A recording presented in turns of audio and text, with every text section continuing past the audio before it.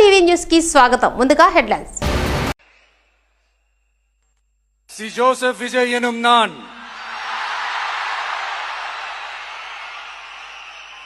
தமிழ்நாட்டு அரசின் முதலமைச்சர் என்ற முறையில் எனது கவனத்திற்குள்ளாவதும் தெரிய வருவதுமான எந்த பொருளையும் முதலமைச்சரின் கடமைகளை உரியவாறு நிறைவேற்ற தேவையான அளவுக்கன்றி ஒருவரிடமோ பலரிடமோ நேர்முகமாகவோ மறைமுகமாகவோ அறிவிக்கவோ வெளிப்படுத்தவோ மாட்டேன் என்று ஆண்டவன் மீது ஆணையிட்டு உறுதிமொழிகிறேன்.